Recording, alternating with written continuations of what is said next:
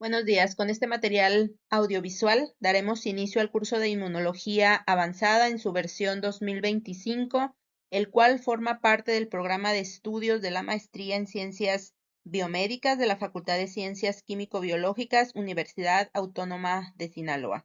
Antes de iniciar con la parte introductoria de este curso, recordaremos el motivo de estudio de la inmunología.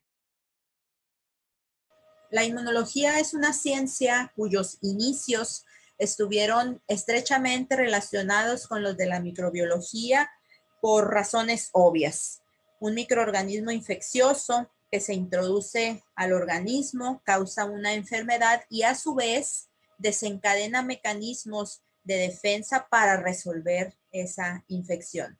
Sin embargo, en la actualidad, la inmunología es una ciencia autónoma. Es una ciencia sólida y madura, completamente independiente de la microbiología y de cualquier otra ciencia. Podemos definirla como la ciencia que se encarga de estudiar todos los eventos celulares y moleculares que se van a desencadenar en el organismo después de que éste entra en contacto con microorganismos infecciosos o bien con células y moléculas que no son de origen infeccioso, pero que sí son ajenas o extrañas al organismo.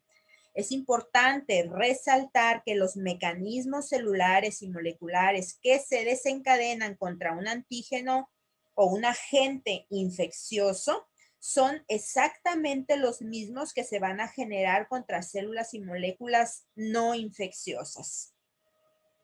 Ahora bien, la inmunología no solamente estudia respuestas que son fisiológicas o que son normales. La inmunología también se encarga de estudiar respuestas inmunológicas nocivas o dañinas para el organismo. El sistema inmunológico tiene una característica fundamental, que es discriminar o diferenciar entre todo aquello que es propio de lo extraño o de lo ajeno para solamente generar respuestas en contra de lo extraño y no contra lo propio. Sin embargo, en algunas ocasiones el sistema inmunológico falla, como todo sistema es susceptible a averiarse. Falla y entonces empieza a generar respuestas inmunológicas contra lo propio. En este caso se generan enfermedades que son crónicas, que son debilitantes y que pueden poner en peligro la vida del individuo. Es el caso de las enfermedades autoinmunitarias, como por ejemplo el lupus eritematoso sistémico, la artritis reumatoide, entre muchas otras enfermedades autoinmunitarias adicionales. Existen otros casos en que las respuestas inmunológicas son inadecuadas o son exageradas contra sustancias inocuas. Y aquí hablamos de las hipersensibilidades. En otras ocasiones, algunos componentes del sistema inmunológico están defectuosos y entonces el individuo se torna altamente susceptible a las infecciones porque su sistema inmunológico no se encuentra al 100. Hay algunos componentes que están alterados o que están dañados. Y aquí hablamos de inmunodeficiencias. Entonces, hay una rama de la inmunología que es la inmunopatología, que se encarga de estudiar estos tres tipos de respuestas inmunológicas anormales o anómalas, como las enfermedades autoinmunitarias, las hipersensibilidades y las inmunodeficiencias. Bueno, pues una vez que ya hablamos de lo que estudia la inmunología, ahora sí vamos a entrar con el primer punto de la competencia número 1, que es el desarrollo histórico.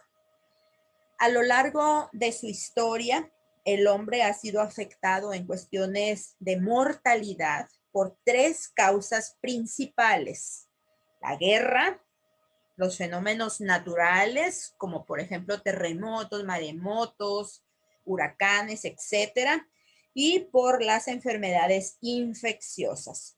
Estas últimas, en forma de plagas, pestes o epidemias, han azotado y devastado comunidades enteras desde tiempos muy remotos. De hecho, en los relatos bíblicos se hace referencia a alguna de estas enfermedades como por ejemplo la peste negra o peste bubónica, a la fiebre escarlata, conocida también como escarlatina, y la peste blanca, que no es otra cosa más que tuberculosis.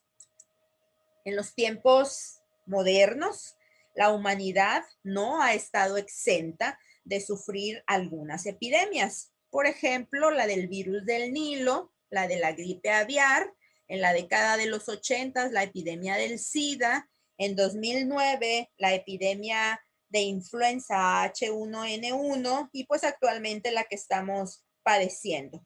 Los resultados de estas epidemias modernas no han sido tan devastadores como los resultados de las plagas de la antigüedad, gracias a los avances en la ciencia y la tecnología, como la introducción de los antibióticos y el desarrollo de las vacunas. Pero bueno, el avance de la ciencia y la tecnología ha tenido que ver con los resultados que han arrojado estas epidemias recientes. Pero en la antigüedad, donde no se contaba con antibióticos ni con vacunas, el único factor que determinaba el resultado de la enfermedad era el sistema de defensa.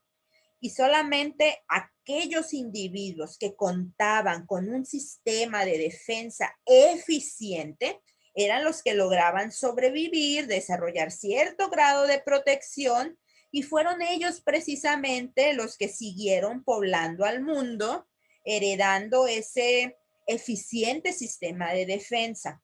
En otras palabras, el sistema de defensa con el que en la actualidad contamos es resultado de la presión selectiva que han ejercido todas esas epidemias que han afectado al hombre a lo largo de su historia.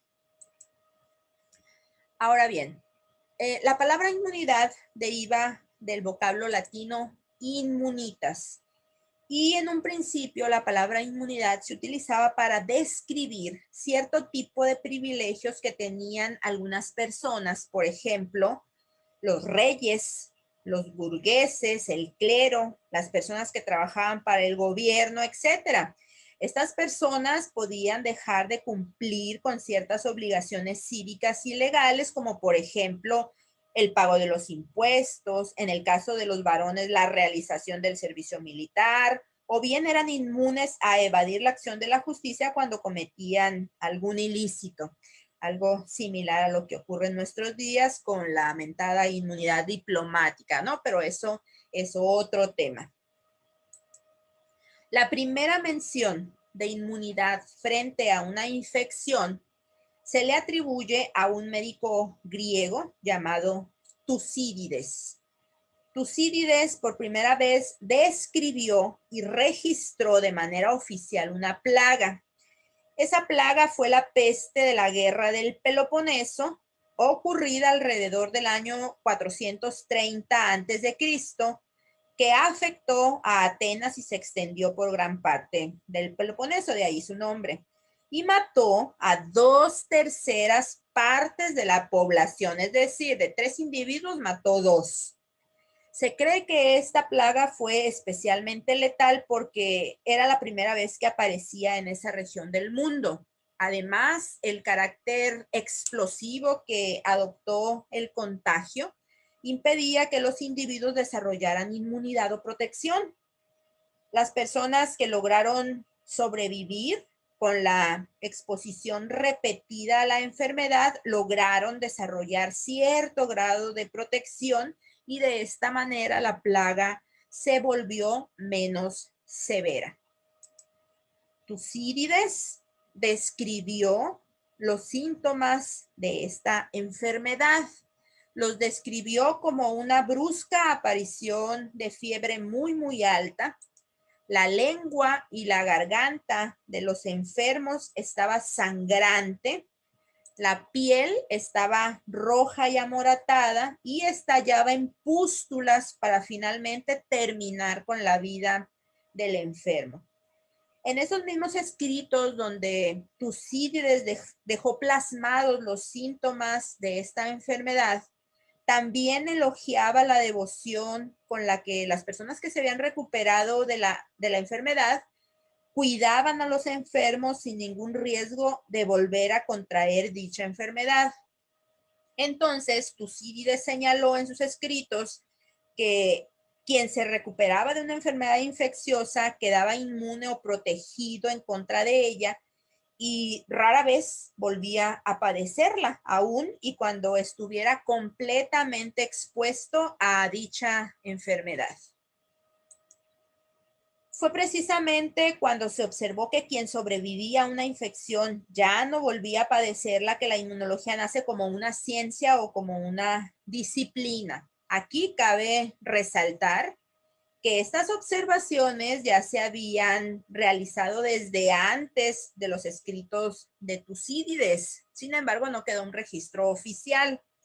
Algunos pueblos de la antigüedad, como los chinos, los turcos y los persas, se percataron que los individuos que enfermaban de viruela y lograban recuperarse ya no volvían a contraerla, aunque estuvieran en contacto directo con los enfermos. Pero pues como les comenté, no quedó un registro oficial de las observaciones de estos pueblos de la antigüedad. Por eso los historiadores le atribuyen a Tucídides la primera mención de inmunidad frente a una infección. Y fíjense que de hecho los chinos fueron los primeros, basados en esas observaciones, de tratar de inducir un estado de protección contra la viruela en las personas sanas. Lo que hacían era tomar costras de los individuos que sufrían algún caso no tan severo de viruela, las machacaban y se las daban a inhalar o bien se las inoculaban a los individuos sanos. Las personas que eran tratadas de esta manera podían enfermar de viruela o bien podían contraer otras enfermedades como sífilis o lepra, pero eso no importaba porque a cambio quedaban protegidos contra una enfermedad que era mucho más grave y potencialmente mortal en aquella época, que era la viruela. Bueno, pues esa forma de protección de los turcos llegó a oídos de esta señora, Lady Mary Montagu, quien era esposa del embajador inglés en Turquía. Y ella, convencida de las bondades de esa técnica, inoculó a uno de sus hijos, tiempo más tarde inoculó al segundo de sus hijos y ellos no contrajeron nunca la viruela. Cuando el esposo de Lady Mary Montagu termina el cargo en Turquía, pues ellos regresan a Inglaterra. Y Lady Mary Montagu introduce ese método a Inglaterra y desde ahí ese método se extiende por toda Europa. A este método se le denominó método de la variolización y pues este método era riesgoso porque ya sabemos que las personas podían llegar a contraer la viruela o alguna otra enfermedad y estaba basado únicamente en la observación. El surgimiento de la inmunología como una ciencia experimental se le atribuye a un médico inglés llamado Edward Jenner. Él, a finales del siglo XVIII, hizo algunas observaciones muy importantes para su época que llevaron a quizá el triunfo más grande en la medicina moderna, que fue la erradicación de la viruela. Bueno, pues en esa época ya se sabía que la viruela era una enfermedad muy grave y frecuentemente mortal. La viruela afectaba sobre todo a los niños, afectaba sobre todo a la población infantil y le ocasionaba graves lesiones pustulosas, tanto cutáneas como sistémicas. Cuando el individuo sobrevivía a la enfermedad, esta le dejaba cicatrices que eran deformantes y permanentes, pero como les digo, con mucha frecuencia la enfermedad causaba la muerte. La primera observación que hizo Jenner fue que había una enfermedad en las vacas similar a la viruela humana, y esta viruela vacunal se le denominaba vaccinia, y la vaccinia ocasionaba en las vacas lesiones pustulosas, sobre todo en las zonas carentes de pelo como las ubres. Las personas que entraban en contacto con estas pústulas llegaban a infectarse de vaccinia. Por ejemplo, ¿quiénes? Por ejemplo, los ordeñadores al recolectar la leche de estas vacas infectadas. Jenner también observó que los ordeñadores infectados con vaccinia desarrollaban pústulas limitadas a las manos. Estas pústulas sanaban rápida y espontáneamente, dejando cicatrices apenas perceptibles. La observación más importante fue que las personas que habían padecido vaccinia eran altamente resistentes a la viruela humana y de hecho eran muy solicitadas en las casas y en los hospitales para cuidar enfermos de viruela sin ningún riesgo de volver a contraer la temida enfermedad de aquella época. Con estos conocimientos, entre 1796 y 1798, Jenner inicia la inoculación de humanos utilizando material procedente de la vaccinia. Según la historia, el primer ser humano inoculado de esta manera fue un niño de 8 años llamado James Phipps. Este niño fue inoculado con el fluido procedente de las pústulas de una ordeñadora con vaccinia de nombre Sara Nelmes. Semanas después, el niño fue retado, pero ahora con material procedente de la viruela humana y fue completamente resistente. El método de Jenner había sido un éxito. Entonces, muy pronto, pero de manera gradual, los médicos de toda Europa adoptaron el método de Jenner y el número de casos disminuyó drásticamente. Pero como todo en la vida, pues no faltaron los detractores que aseguraban que este método sería un fracaso, que los riesgos superaban a los beneficios y llegaron a mencionar que las personas inoculadas con el material procedente de la vaccinia iban a desarrollar características propias de la especie bovina, tal como lo muestra esta caricatura del siglo XVIII. Nada más alejado de la realidad, pues el método de Jenner, que desplazó a la inoculación que utilizaba material de la viruela humana, fue muy eficaz. No presentó complicaciones y se siguió utilizando por muchos años. De hecho, se necesitaron casi 200 años para que la vacunación contra la viruela fuera universal, hasta que en 1977 se presentó el último caso en Somalia, en África, y 3 años después, en 1980, la Organización Mundial de la Salud la declaró erradicada. Y bueno, a pesar de lo exitoso del método de Jenner, tuvieron que pasar casi 100 años para que fuera aplicado a otra enfermedad. Esto debido en gran parte al desconocimiento que se tenía en aquella época de los microorganismos infecciosos causantes de las diferentes enfermedades, porque cuando Jenner hizo su aportación, nada se sabía de esto. Fue hasta finales del siglo XIX que Koch demostró que las enfermedades eran producidas por microorganismos infecciosos. Entonces, conforme la microbiología floreció, la inmunología hizo lo propio. El primer abordaje plenamente científico en inmunología lo realizó un afamado científico francés, Louis Pasteur.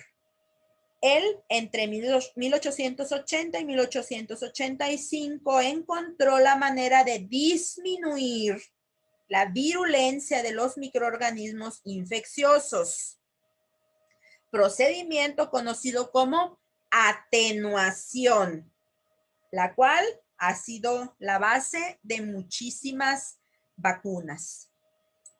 Pasteur es considerado padre de la inmunología gracias a las contribuciones tan importantes que realizó en este campo. Entre otras, desarrolló la vacuna contra el cólera de las aves, contra el anthrax y contra la rabia, empleando a los microorganismos causantes de estas enfermedades debilitados o atenuados de diferentes maneras para poder inducir una protección contra retos posteriores. Pasteur se encontraba buscando la manera de proteger a los animales de importancia económica como las aves o las reses de las enfermedades, cuando la casualidad, combinada con su perspicaz observación, lo llevó a su primer descubrimiento importante, que fue la atenuación de la bacteria causante del cólera de las aves y obviamente el consecuente desarrollo de la vacuna contra esta enfermedad. Pasteur cultivaba en medio líquido a la bacteria causante del cólera. Tomaba una alícuota de ese cultivo líquido de la bacteria, se lo inyectaba a las aves y pocas horas después estas aves se enfermaban y morían. Cuenta la historia que la primera casualidad viene cuando Pasteur y su equipo de trabajo salen de vacaciones, dejando un medio de cultivo con la bacteria olvidado. Al regresar al laboratorio, Pasteur se percata de este olvido y su curiosidad lo llevó a tomar una alícuota de ese medio de cultivo envejecido e inocularlo en unas aves y observar qué era lo que pasaba, y pues lo hizo y no pasó nada. Las aves no se enfermaron ni tampoco se murieron. Era posible pensar que la bacteria ya estaba muerta. ¿Por qué? Porque los nutrientes del medio que la bacteria necesita para estarse replicando y para poder sobrevivir, pues ya estaban agotados con el paso del tiempo. Pues bueno, la segunda casualidad que menciona la historia es que el abastecimiento de aves en el laboratorio de Pasteur pues era limitado, tenía poquitas aves. Así que cuando prepararon medio de cultivo nuevo con la bacteria virulenta, inocularon, entre otras aves, a esas mismas gallinas que habían recibido la bacteria del cultivo envejecido. Todas las aves, con excepción de esas que habían recibido el cultivo bacteriano envejecido, todas murieron, excepto esas. Entonces, con esto Pasteur demostró que inyectando una alícuota de un cultivo envejecido, es decir, inyectando a la bacteria causante del cólera debilitada o atenuada, era posible producir una versión disminuida de la enfermedad e inducir inmunidad o protección contra un reto posterior con la bacteria virulenta.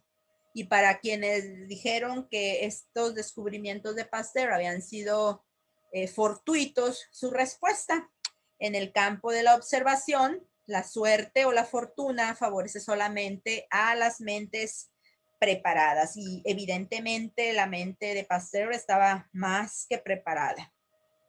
Y como para que no quedara duda y callar más bocas, Pasteur extendió estos conocimientos a otras dos enfermedades y desarrolló las vacunas contra la rabia y contra el anthrax. Uno de los experimentos públicos más famosos de Pasteur fue la protección contra el anthrax, que fue realizado en una granja a las afueras de París frente a un jurado conformado por importantes personalidades científicas y del gobierno. En este caso, el bacilo causante del anthrax fue atenuado por calentamiento, es decir, la bacteria fue cultivada en lugar de a 37 grados centígrados a 42 grados centígrados. Entonces lo que hizo Pasteur fue formar dos grupos de animales conformados por ovejas, cabras y reses, y a uno de esos grupos le inyectó placebo. Al otro grupo, que era el grupo problema, le inyectó el bacilo cultivado a 42 grados, es decir, el bacilo debilitado o atenuado. Una vez que realizó la inoculación, dejó a los dos grupos de animales bajo resguardo, se retiró y a las semanas regresó con el bacilo cultivado a 37 grados centígrados, es decir, con el bacilo virulento. Y de igual manera procedió a inyectar a los dos grupos. Bueno, pues todos los animales que habían recibido placebo en la primera inoculación murieron, mientras que todos los animales que habían recibido en la primera inoculación al bacilo atenuado lograron sobrevivir. De esta manera, Pasteur demostró la eficiencia de su vacuna contra el anthrax.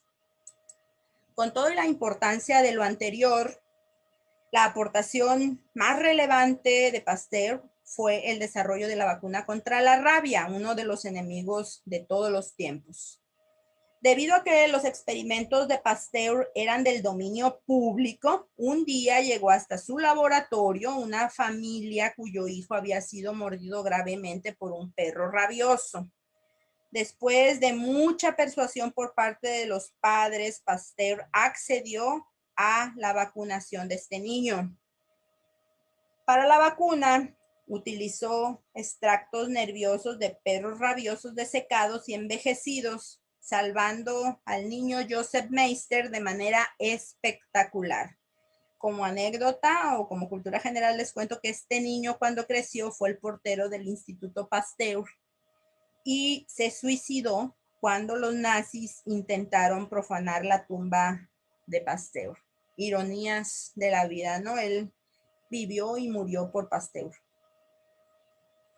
Bueno, a esa forma de generar inmunidad inoculando microorganismos atenuados, Pasteur lo llamó vacunación en honor a Jenner y su trabajo con la viruela vacunal. Estos triunfos prácticos llevaron al desarrollo de la inmunología, ya que los científicos de aquella época se enfocaron en tratar de encontrar el mecanismo encargado de la protección. Y el primero en manifestarse fue el zoólogo ruso Meshnikov, quien en 1883 estableció su teoría de la fagocitosis, en la cual la inmunidad mediada por células fagocíticas era la base de la defensa del organismo. Esta teoría, Meshnikov la propuso al observar que tiempo después de enterrar una espina en una estrella de mar, la espina se encontraba rodeada por células de tipo ameboide que intentaban devorar ese objeto extraño. Esas células de tipo ameboide que devoran todo tipo de partículas y que hoy sabemos juegan un papel muy importante en la defensa, tal y como lo propuso Meshnikov, son los fagocitos. Entre los fagocitos se encuentran los monocitos, los macrófagos y los neutrófilos, que se dice que son fagocitos profesionales porque de sus principales funciones es la fagocitosis. Otro tipo de células que puede llevar a cabo muy bien esa función de la fagocitosis son las células dendríticas. No se consideran células fagocíticas profesionales porque estas tienen otras funciones también que son muy importantes, es decir, no es su principal función.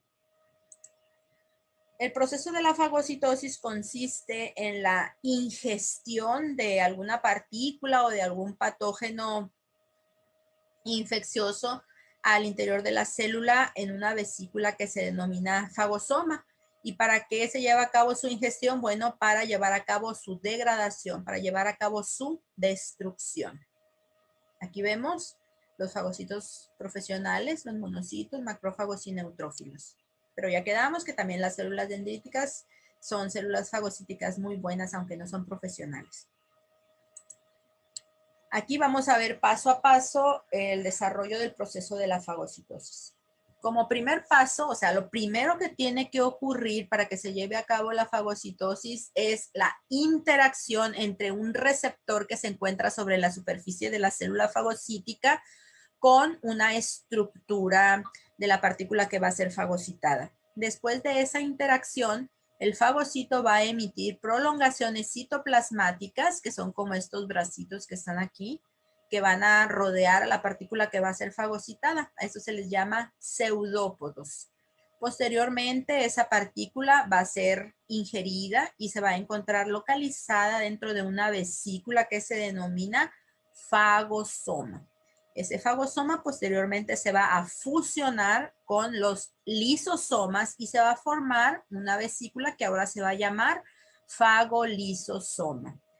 Las enzimas lisosomales se van a activar, esas enzimas lisosomales se llaman catepsinas y van a llevar a cabo la destrucción intravesicular de esa partícula que fue fagocitada. Es decir, se van a generar varios fragmentos de esa partícula.